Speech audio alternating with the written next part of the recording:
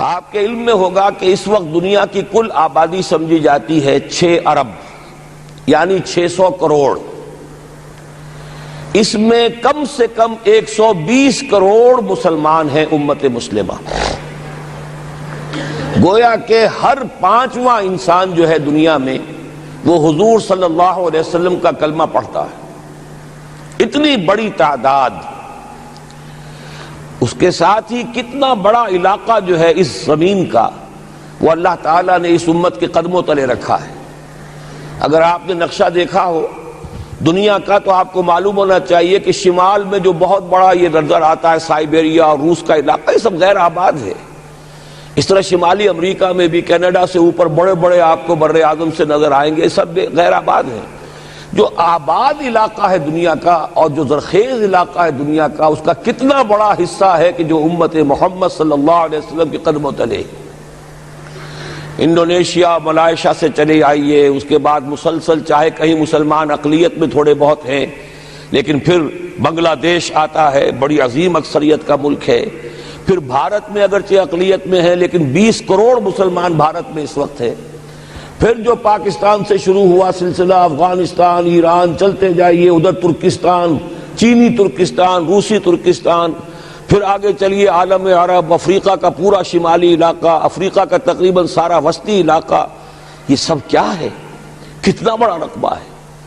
اور ہر طرح کی نعمت اللہ نے دی ہے.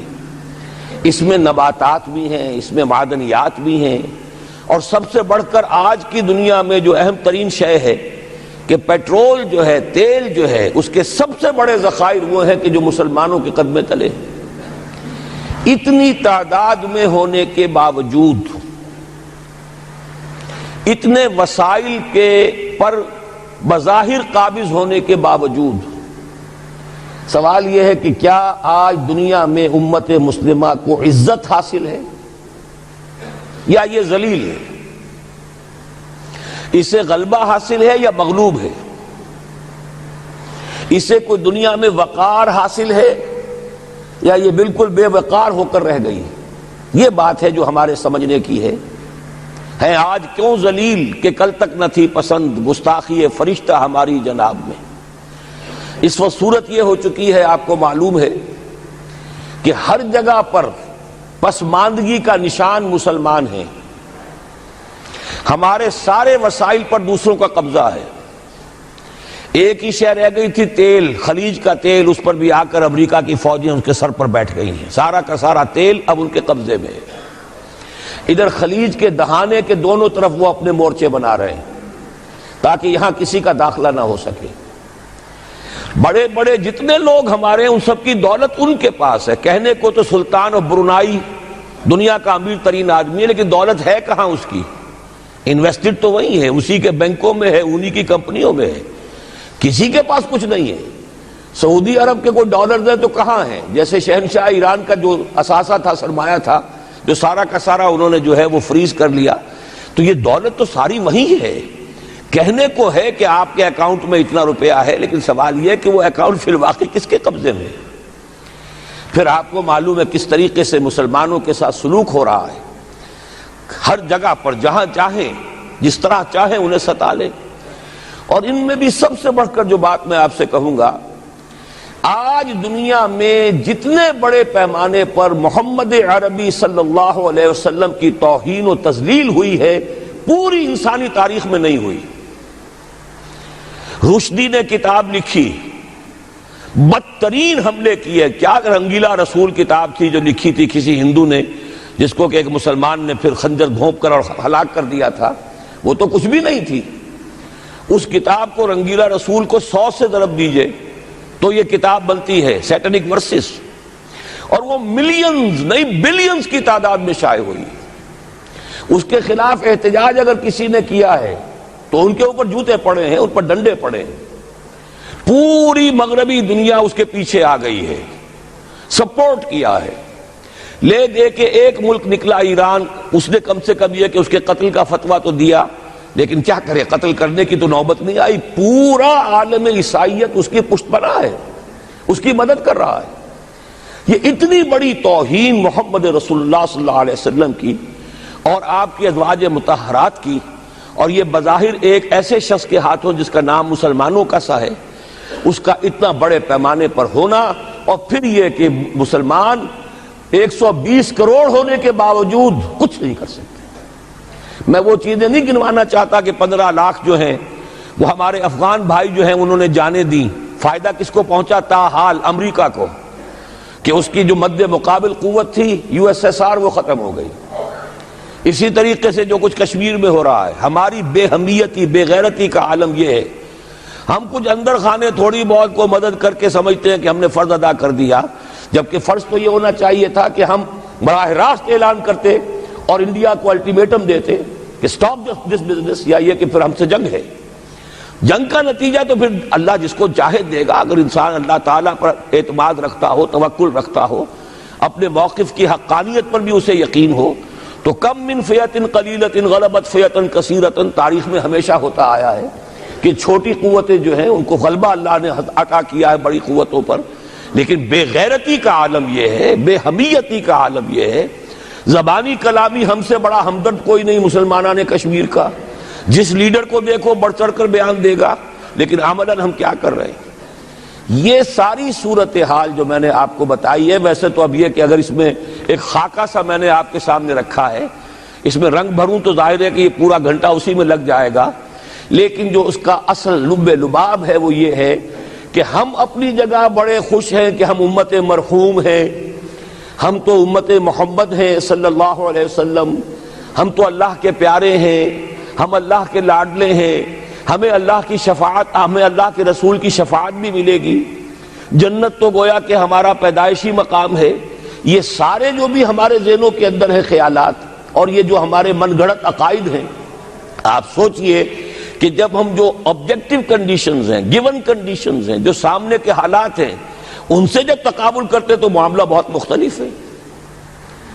یہ کیوں ہے؟ اصل میں سوال جب تک آپ اپنے سامنے نہیں رکھیں گے، اس کا جواب جو ہے اب اس پر غور کیجئے، کیوں ہے؟ کیا اللہ تعالیٰ کو محمد الرسول اللہ کی عزت و حرمت پیاری نہیں ہے؟ کیا محمد الرسول اللہ اللہ کے پیارے نہیں ہیں؟ حبیب رب العالمین نہیں ہے؟ کیا اللہ تعالیٰ کو کفار سے زیادہ محبت ہے؟ کیا وجہ ہے؟ رحمتیں ہیں تیری اغیار کے کاشانوں پر، اور برف گرتی ہے تو بیچارے مسلمانوں پر۔ سائنس میں وہ آگے ہیں، مالیات پر ان کا شکنجہ کسا ہوا ہے پوری دنیا پر، تہذیب ان کی ہے، تمدن ان کا ہے، ہم تو ان کے کیمپ فالوورز ہیں، نقش قدم پر چل رہے ہیں، ہم تو ان کی صرف یہ کہ نقالی کر رہے ہیں۔ تو سوچئے وجہ کیا ہے؟ کیا اللہ کو کفر زیادہ پسند ہے اسلام سے؟ کیا اللہ کو محمد الرسول اللہ صلی اللہ علیہ وسلم کی عزت و حرمت کا کوئی خیال نہیں؟ سوچنے کی بات ہے۔ ظاہر بات ہے کہ ان سوالات کا جواب تو ہاں میں آپ نہیں دے سکتے، یقیناً ایسا نہیں ہے۔ بہرحال وہ کافر ہیں، وہ اللہ کو نہیں مانتے، اللہ کے رسول کو نہیں مانتے، چلیے اللہ کو کسی نام سے مان لیا، گاڈ کہہ دیا، لیکن اللہ کے رسول کو تو نہیں مانتے۔ ایمان کا سارا دار و مدار تو رسالت پر ہے، اللہ کے اس کلام کو تو نہیں مانتے، اور اس کے باوجود ان کے لیے عزت ہے۔ رحمتیں ہیں تیری اغیار کے کاشانوں پر، برف گرتی ہے تو بیچارے مسلمانوں پر۔ یہ ایک لمحہ فکریہ ہے، یہ سوچنے کی بات ہے کہ ایسا کیوں ہے۔ اس کا جو جواب میں آپ کو دوں گا وہ ذرا سا کڑوا جواب ہے۔ نوارا تلخ ترمیزن چو ذوق نغمہ کمیابی، بات کہنی پڑتی ہے جب تک کہ کڑوی بات کہی نہ جائے، حقائق کو دیکھنے کی جرت پیدا نہ کی جائے، مواجہہ نہ کیا جائے، فیکٹس کو فیس نہ کیا جائے، اس وقت تک بات صحیح نہیں ہوگی، اور نہ ہم صحیح تشخیص کر سکیں گے، نہ صحیح تجویز کی طرف ہمارا ذہن منتقل ہوگا۔ میں بہت سخت بات کہہ رہا ہوں، آج آسمان کے نیچے اس زمین پر عذاب الہی میں گرفتار امت مسلمہ ہے۔ بالفعل آج ہم امت مرحومہ نہیں ہیں، رحمت والی امت نہیں ہیں، امت معذبہ ہیں۔ آج ہم پر اللہ کا عذاب ہے۔ وہ کیوں ہے؟ دیکھیے، اللہ کا قانون یہ ہے، اور یہ اللہ کی سنت ہے، میں نے اپنی ایک کتاب میں اس پر مفصل بہت مضمون لکھا ہے، قرآن کا قانون عذاب۔ ایک عذاب تو آیا کرتا تھا ان قوموں پر جن کی طرف اللہ رسول بھیجتا تھا، اِنَّا أَرْسَلْنَا نُوحًا إِلَىٰ قَوْمِهِ، اگر رسول کی بات مان لی تو قوم کے لیے بہت خوشحالی ہے، مبارکباد ہے، اللہ کی رحمتوں کے سائے ہیں، اور نہیں مانی تو بربادی ہے، تباہی ہے، خاتمہ ہے۔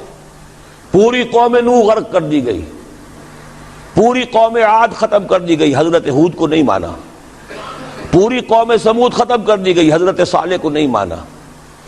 عمورہ اور صدوم کی بستیاں ختم کر دی گئی، حضرت لوط کو نہیں مانا۔ آل فرعون غرق کر دیے گئے، حضرت موسیٰ کو نہیں مانا۔ مدین کے علاقے کو تباہ کر دیا گیا، حضرت شعیب کو نہیں مانا۔ یہ بات سمجھ میں آ گئی؟ لیکن جب سے نبوت اور رسالت کا سلسلہ ختم ہوا، اس قسم کا عذاب اب دنیا میں نہیں آ سکتا۔ وَمَا كُنَّا مُعَذِّبِينَ حَتَّى نَبْعَثَ رَسُولًا، ایسا عذاب ہم نہیں بھیجتے رہے جب تک کہ رسول کو نہ بھیج دیں۔ رسول آ گیا، اس نے حق کو بیان کر دیا، بات کو کھول کھول کر مبرہن کر دیا، ہر چیز واضح کر دی، کوئی مغالطے کا امکان نہ رہا۔ جاء الحق وزهق الباطل، ہر شے جو ہے دودھ کا دودھ، پانی کا پانی جدا ہو گیا۔ اب بھی جس نے نہیں مانا تو معلوم ہوا اس میں کوئی خیر نہیں ہے، اب خیر کا فقدان ہے۔ تو اس قوم کو جیسے کہ آپ باغ کے اندر جھاڑو دے کر جب کوئی آندھی چلے تو پتے گرے ہوئے ہوتے ہیں، ان پتوں کو ایک جگہ جمع کر کے دیاسلائی دکھا دیتے ہیں تاکہ یہ پتے جو ہیں یہاں پر بدزیبی کا ذریعہ نہ بنے، تو پوری قوم ہلاک، کالم یغنوا فیہا، ایسے ہو گئے جیسے تھے ہی نہیں۔ یہ عذاب اب نہیں آئے گا، اس لیے کہ آخری نبی، آخری رسول محمد الرسول اللہ صلی اللہ علیہ وسلم۔ اب آج جو عذاب آتا ہے، دیکھیے کافروں کے لیے عذاب اصل میں آخرت میں ہے۔ دار العذاب، دار الجزا، وہ تو آخرت ہے، یہ تو دار الامتحان ہے۔ اب جو عذاب آتا ہے وہ اس قوم پر جو ہو تو حامل کتاب الہی، شریعت خدا بندی کی کسٹوڈین، اللہ کے رسول کی نام لیوا، اس کے ساتھ عشق کا دعویٰ کرنے والی، عمل اس کے برعکس ہو۔ حالانکہ اللہ نے اگر اسے وہ مقام دیا، اللہ نے اس کی طرف رسول بھیجا اور اسے رسول کے امتی بننے کا شرف عطا کیا، اسے اپنا کلام دیا، کتاب دی، اسے اپنی شریعت دی، تو کس لیے دی؟ تاکہ اس پر خود بھی عمل کریں، اسے دوسروں تک بھی پہنچائیں۔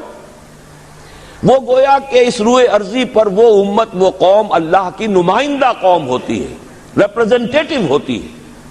اے انسانوں، ہمارے پاس ہے تمہارے خالق اور مالک اور پروردگار کا قانون، ہمارے پاس ہے اس کی ہدایت، ہمارے پاس ہے اس کی کتاب، ہمارے پاس ہے اس کے رسول کا اسوہ۔ آؤ ہماری طرف، ہمیں جانچو، ہمیں پرکھو، ہمیں دیکھو، ہم واقعتاً اسی کتاب کے مطابق چل رہے ہیں نا؟ دیکھ لو ہم جو کہتے ہیں وہی کرتے ہیں نا؟ وہی بات تو نہیں ہے کہ لما تقولون ما لا تفعلون، کبر مقتا عند اللہ ان تقولوا ما لا تفعلون۔ آؤ دیکھو ہم نے اس کتاب کے مطابق، اللہ کی ہدایت کے مطابق کیسا اچھا معاشرہ بنایا ہے، کیسا انصاف ہے، کیسا امن ہے، کیسا بھائی چارہ ہے، کیسی اخوت ہے۔ آؤ دیکھو ہمارے ہاں تقسیم دولت کا نظام کتنا صحیح ہے۔ ایسا نہیں ہے کہ کوئی جو ہے اسے دولت کی بدہضمی ہو رہی ہو اور کوئی وہ ہے کہ جو بھوکا مر رہا ہو، ایسا نہیں ہے۔ دیکھو ہمارے ہاں انسانی شرافت، انسانی عزت، انسانی پریسٹیج اور انسانی حقوق بہتر سے بہتر شکل میں موجود ہیں، حریت ہے، آزادی اظہار رائے ہے، سب کچھ ہے۔ یہ کام اگر وہ امت کرے تو اس سے زیادہ خوش نصیب کوئی نہیں۔ پھر دنیا میں اس کو غلبہ ہوگا، دنیا کی خلافت اس کو دی جائے گی، دنیا کی امامت اس کو دی جائے گی، دنیا کی قیادت اس کو دی جائے گی۔ جیسے کبھی اقبال نے کہا تھا کہ سبق پھر پڑھ شجاعت کا، عدالت کا، صداقت کا، لیا جائے گا تجھ سے کام دنیا کی امامت کا۔ لیکن پھر وہی سبق پڑھنا پڑے گا جو صحابہ کرام نے پڑھا تھا۔ جب صحابہ کرام نے وہ سبق پڑھا تھا تو دنیا کی امامت اللہ نے ان کو عطا کی تھی کہ نہیں کی تھی؟ اگر تو اس کے مطابق عمل ہے تو ان سے زیادہ اللہ کو محبوب کوئی نہیں، اور اگر طرز عمل برعکس ہو جائے، کہیں کچھ اور کریں کچھ اور، کہیں یہ کہ قرآن پر ہمارا ایمان ہے اور اس کے قانون کو نافذ نہ کریں، کہیں یہ کہ ہماری تو محبوب ترین شخصیت محمد ہیں اور ان کی سنت کے اوپر عمل نہ کریں صلی اللہ علیہ وسلم. قرآن نے جس شے کو حرام کیا ہے اس کا استعمال کر رہے ہوں. اگر طرز عمل یہ ہو اور یہ طرز عمل اس حد کو پہنچ جائے کہ دنیا تانے دے یہ مسلمان، کہاں اسلام دنیا میں، ہمیں دکھاؤ کہاں اسلام.